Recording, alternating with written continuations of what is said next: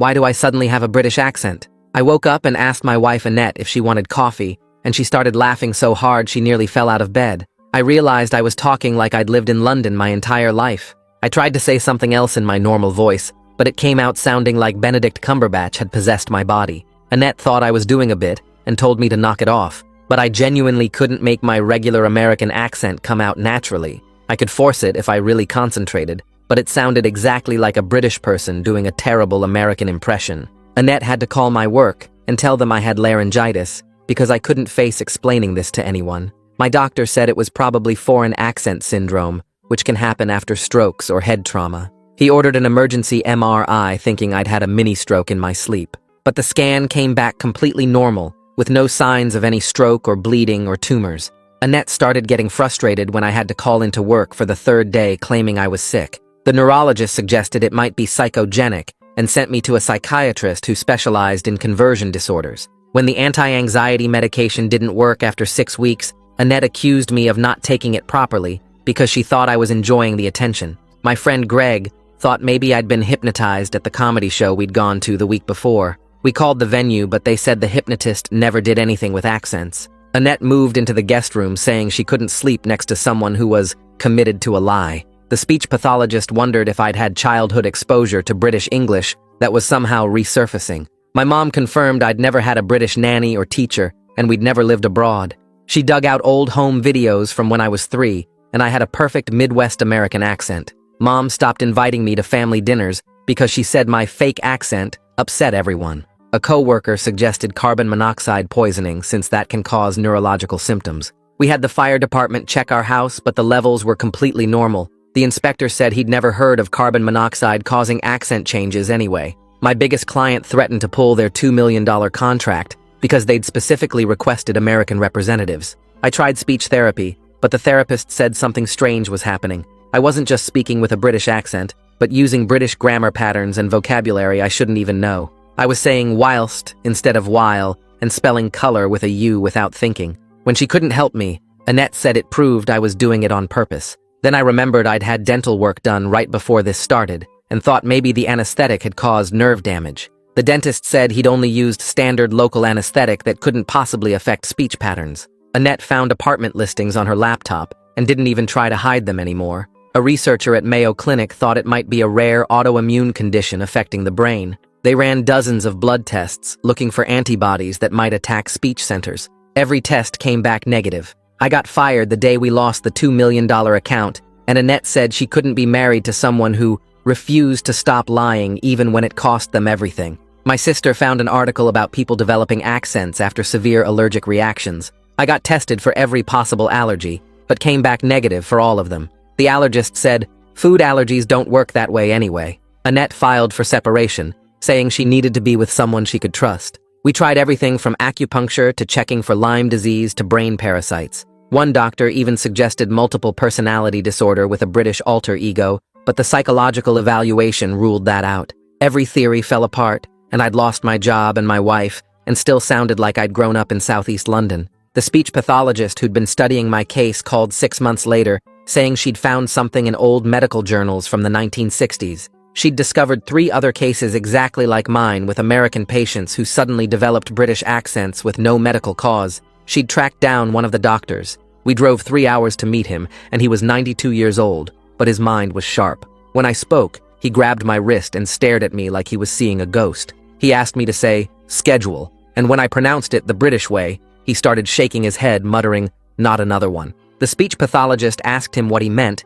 and he looked around like someone might be listening before pulling out an old notebook from his bedside drawer. He flipped through yellowed pages until he found what he was looking for and turned the notebook toward me to show me 4 words that he said would finally explain everything. The 4 words stared back at me in faded blue ink. Functional Neurological Disorder Syndrome. The old doctor's fingers shook as he pointed to each word slowly. He pulled out another yellowed page covered in cramped handwriting from decades ago. The speech pathologist leaned over my shoulder to see better, while the doctor started explaining what those words meant back in the 60s. He said the brain could create real physical symptoms without any actual damage to the structure. The pathologist grabbed her notebook and started writing down everything he said. The doctor turned more pages, showing case notes from 3 different patients he'd treated. Each one had developed a British accent out of nowhere, just like me. He traced his finger along the notes, pointing out how all three had been under extreme stress before it started. One patient had just lost his business and was facing bankruptcy.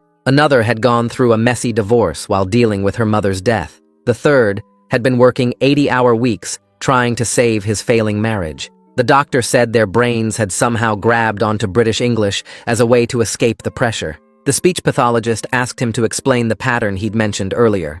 He flipped to a chart he'd made tracking each patient's progress over months and years. 2 of the patients never got their American accents back no matter what treatments they tried. The third one improved slightly after 3 years, but only when he stopped fighting against it. My stomach felt heavy as I stared at those charts showing years of unchanged British accents. The doctor looked directly at me and said the ones who fought hardest against it seemed to get stuck deeper. We sat there for another hour going through his old notes while he explained every detail he remembered. The speech pathologist took photos of every page with her phone for later study. When we finally left, the doctor grabbed my arm and wished me better luck than his patients had. The drive back felt longer with this new information weighing on me. The speech pathologist kept glancing at me while she drove, but didn't say much at first. About halfway home, she started explaining that FND was now recognized as a real neurological condition. She said doctors understand it better now than they did in the 60s. The brain's software could have problems even when the hardware looked perfectly fine on scans.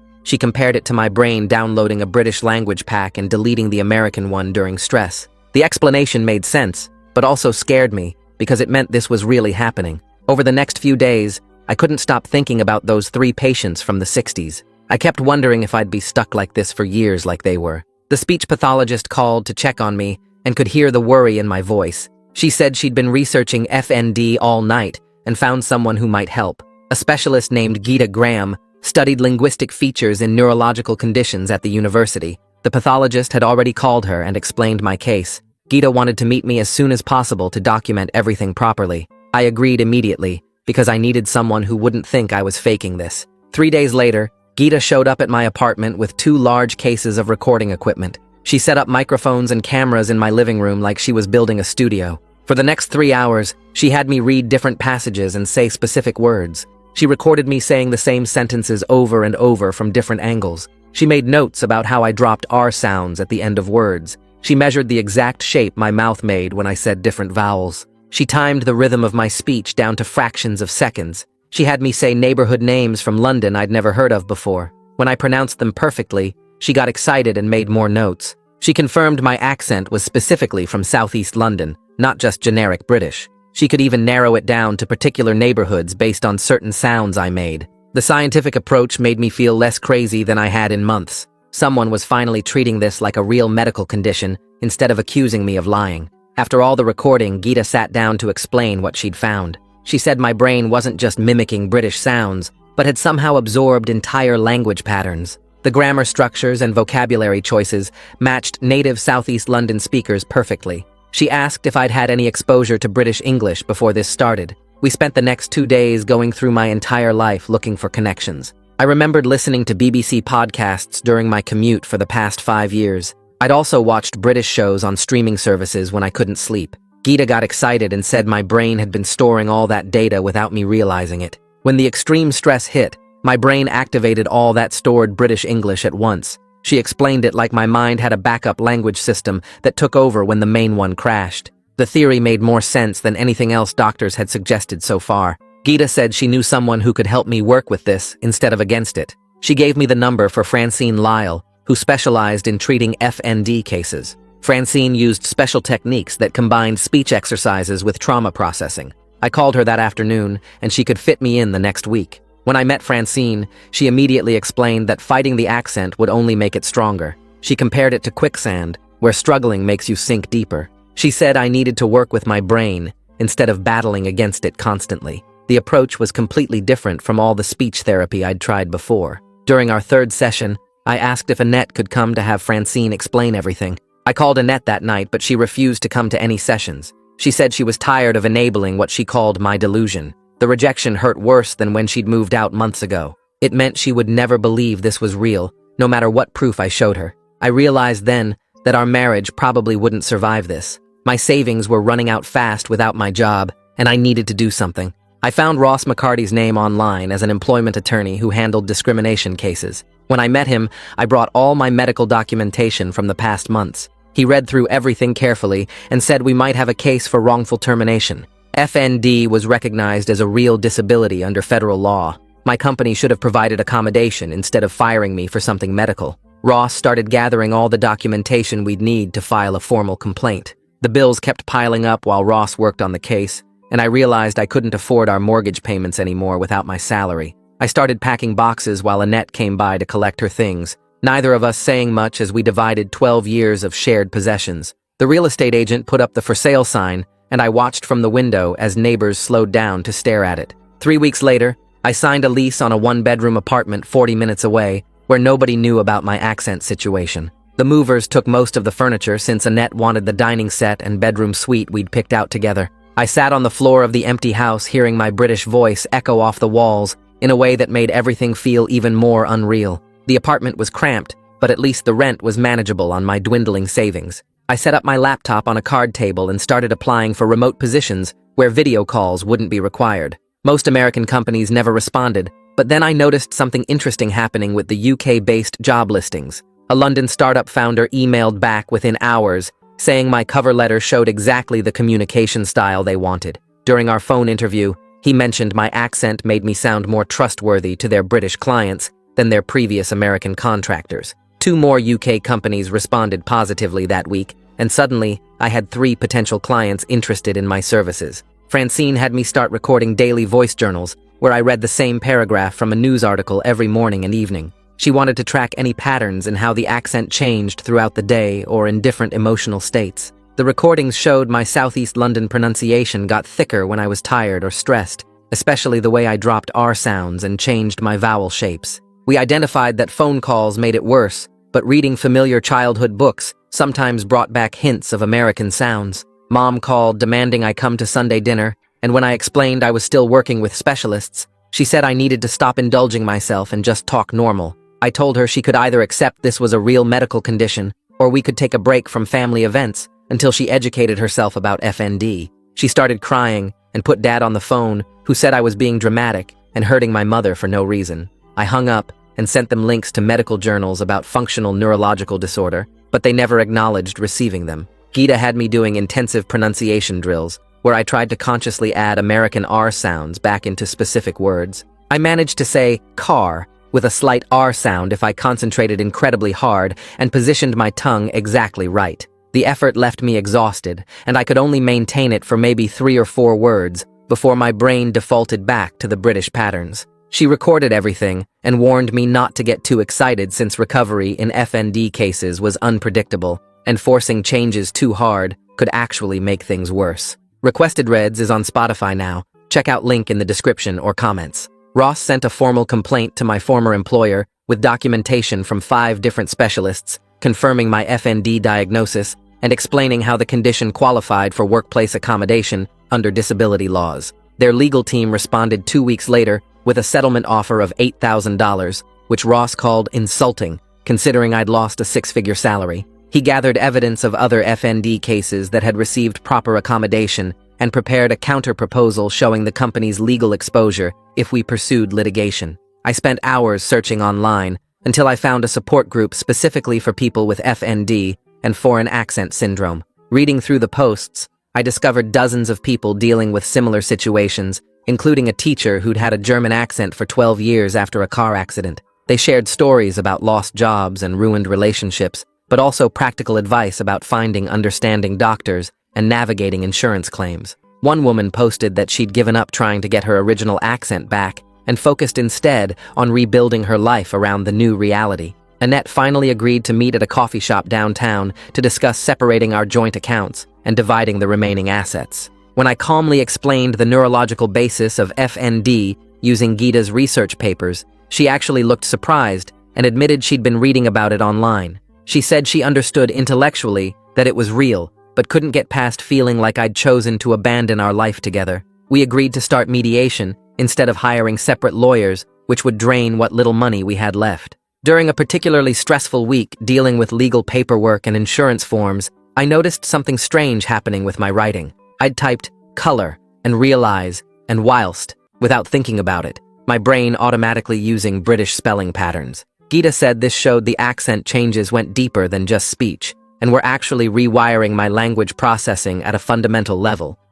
She documented everything for her research, while I stared at my computer screen, wondering if I'd eventually forget how to write in American English completely. The 92-year-old doctor from the 1960s cases called Ross directly after I signed a release allowing him to share my medical information. He agreed to write a detailed letter for my disability claim, including his case notes from the 3 similar patients he'd treated decades ago, showing the same pattern of stress-induced onset and long-term persistence of the accent changes. Ross said this historical documentation could be the key evidence we needed since it proved this wasn't some new condition I'd made up, but something with documented medical precedent going back 60 years. I spent the next week setting up my phone on a tripod in my living room and recorded myself talking about FND for 23 minutes straight. I explained how the brain can create real physical symptoms without any damage showing up on scans, and how stress can trigger the nervous system to basically rewire itself in weird ways. I showed them printouts from medical journals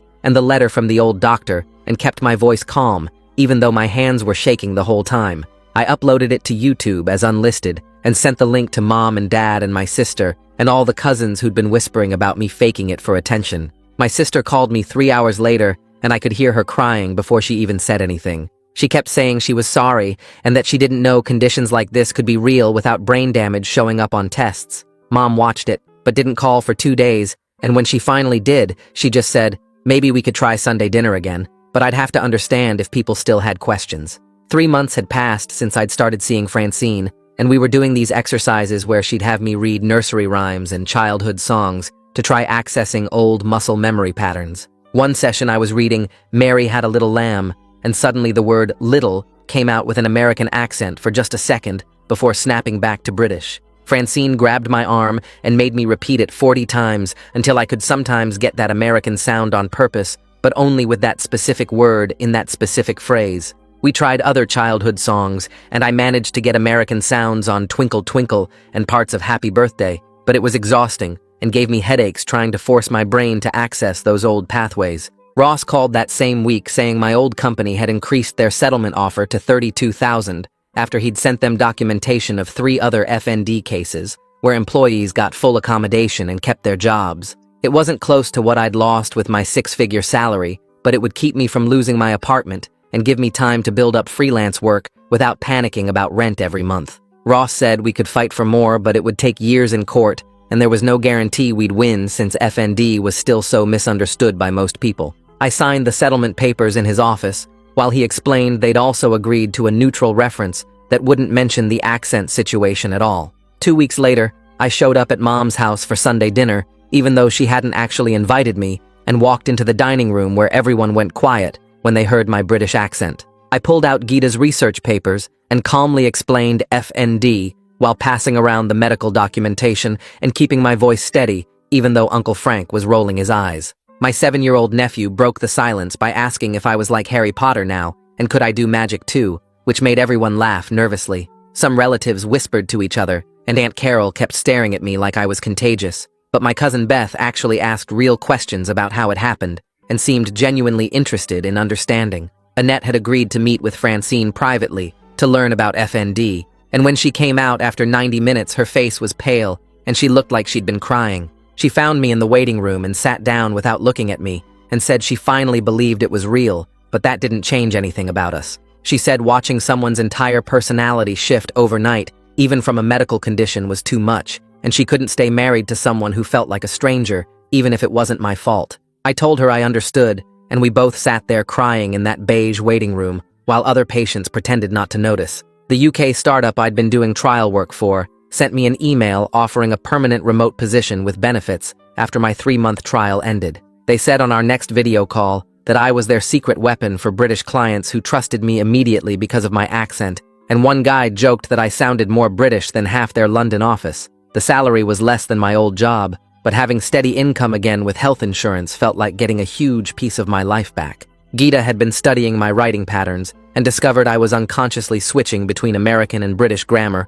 without realizing it. I'd write, I have got, instead of I have gotten, and use whilst in the middle of otherwise American sentences, and my spell check was going crazy, trying to figure out what language I was using. She created these exercises where I had to consciously choose which grammar system to use, but warned me that full accent recovery was probably not going to happen, and I needed to start accepting this might be permanent. During meditation sessions with Francine, we'd sit in her office with the white noise machine going, and she'd have me explore who I was beyond my accent or my old career. I realized I'd built everything around external things, like my job title and my marriage and my American identity, and when those got stripped away, I didn't know who I was anymore. She said this forced reinvention might actually lead somewhere healthier if I could stop fighting against it and start building something new. The settlement check arrived by certified mail, and I immediately paid off the credit cards I'd been maxing out and the 3 months of back rent I owed and put the rest in savings for emergencies.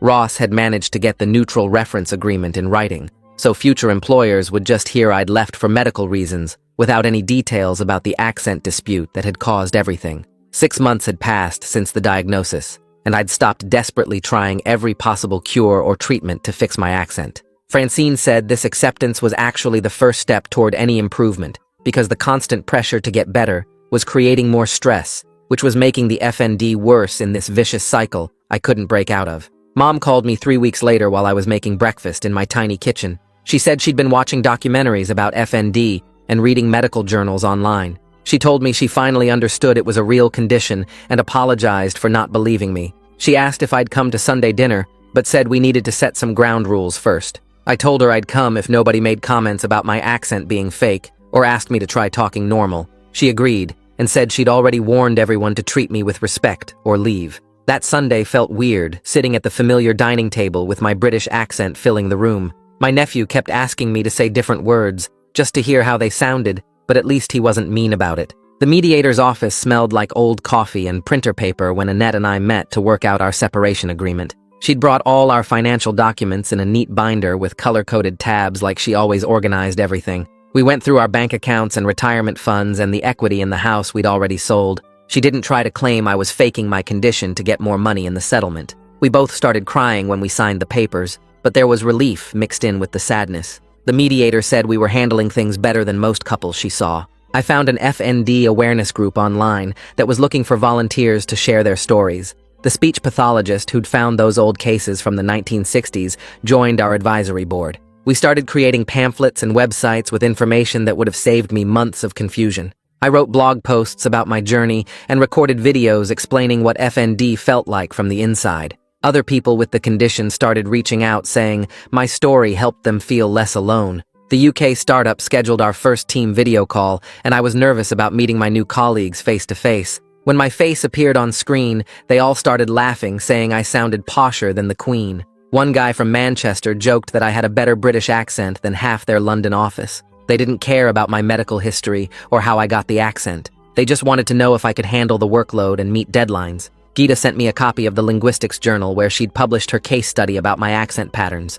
She'd kept me anonymous but included all the data about my grammar switching and vocabulary changes. She said my case was helping researchers understand how the brain processes different language systems. Reading about myself in clinical terms felt strange, but at least something useful came from all this mess. The moving truck barely fit down the narrow street to my new apartment building. It was smaller than my last place, but in a better neighborhood where I could walk to the grocery store and coffee shops. The British accent didn't sound so weird, echoing off these walls that had never heard my American voice. I hung pictures and arranged furniture, trying to make this tiny space feel like home. Dad called while I was unpacking boxes in my new kitchen. He cleared his throat a bunch of times before finally apologizing for taking Mom's side. He said he'd thought I was having some kind of breakdown, but could see now that I was stable and working. He asked if we could start over slowly, maybe with coffee once a month. I said yes, but warned him my accent wasn't going away. During my session with Francine, she pointed out something I hadn't noticed myself. I'd stopped apologizing for my accent every time I talked to someone new. She said the shame was lifting even if the accent stayed the same. She called it integration instead of recovery, which meant accepting this as part of who I was now. My sister texted asking if I wanted to meet her friend who had chronic fatigue syndrome. She thought we might have stuff in common since we both had invisible illnesses people didn't believe. We met at a quiet coffee shop and immediately bonded over doctors not taking us seriously. She told me about years of being called lazy or depressed when she was actually sick. We exchanged numbers and started texting about the weird things people said to us. Having someone who understood medical gaslighting without needing explanations felt amazing. The divorce papers came by certified mail 6 months after we'd signed the separation agreement. The waiting period was over, and our marriage was officially done. Annette had included a handwritten note on her personal stationery. She said she was sorry for not believing me sooner and hoped I'd find happiness. She wrote that she'd been seeing a therapist who helped her understand why she'd reacted with so much anger. I wrote back wishing her well and meaning it. The accent that had destroyed my old life was slowly becoming just another part of my new one. A year after everything started, I sat in the neurologist's office while he typed chronic FND with linguistic features into my medical record. He printed out the diagnosis and handed it to me like it was some kind of prize. The insurance company actually accepted it and started covering Francine's therapy sessions, which saved me hundreds of dollars a month. My UK company called the next week, saying they wanted to promote me to team lead because British clients trusted my accent more than actual British employees. The American team members said I was easier to understand than our Manchester office, which made no sense, but I wasn't complaining about the raise. Christmas rolled around and Mom invited me to dinner for the first time in months. Nobody said anything about my accent except my nephew, who handed me his Harry Potter book and asked me to read it in my cool voice. Dad passed the potatoes without making eye contact, but at least he was in the same room. The FND support group met every Tuesday at the community center, and that's where I met Sarah, who used a wheelchair during her paralysis episodes. We started getting coffee after meetings, and she never asked why I sounded British, and I never asked about her legs giving out randomly. She understood what it meant when people stared at you for something you couldn't control.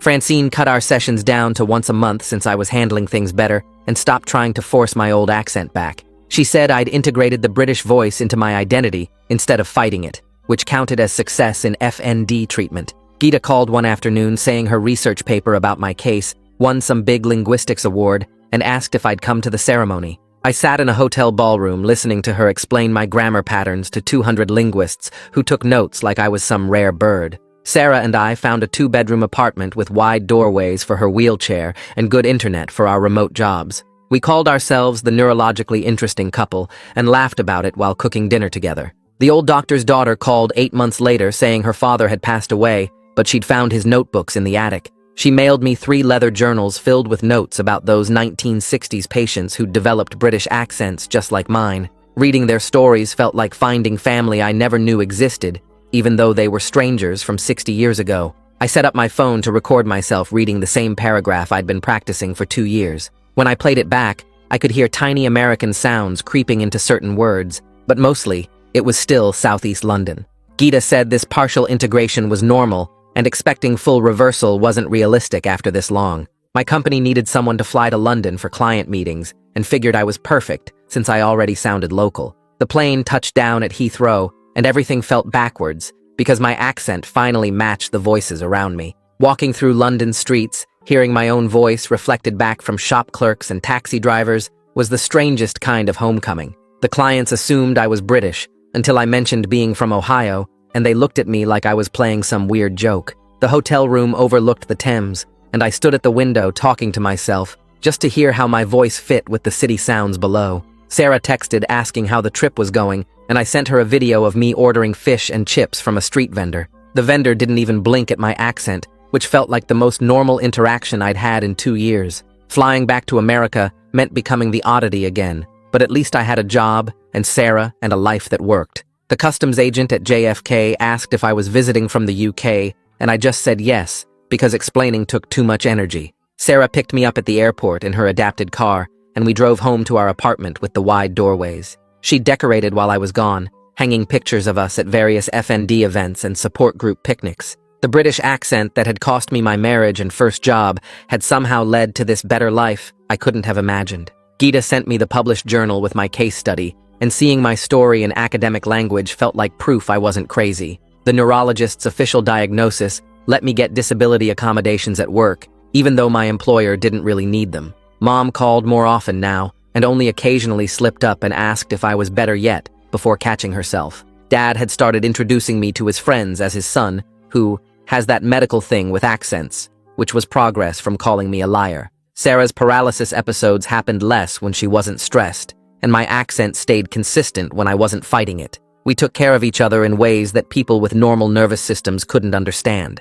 The promotion meant I could afford better insurance that covered new FND treatments that were being developed. Researchers kept contacting Geeta, asking to study my case, and she forwarded their requests for me to consider. One researcher from Johns Hopkins wanted to fly me out for a week of brain scans, but I turned him down because I had too much work to catch up on. Mom called that weekend asking if I could explain FND one more time because her book club kept asking about my British thing, and she wanted to get it right. I sent her the video I'd made explaining the medical stuff, and she watched it 3 times before calling back to say she finally understood it wasn't fake or mental illness. She started forwarding articles about FND to the whole family and correcting anyone who said I was faking or that it was all in my head. Having her defend me at family gatherings instead of apologizing for me changed everything between us. I decided to write about my experience for Medium since so many people in the support group said there weren't enough first-person FND stories online. The article took me 2 weeks to write because I kept second-guessing every word,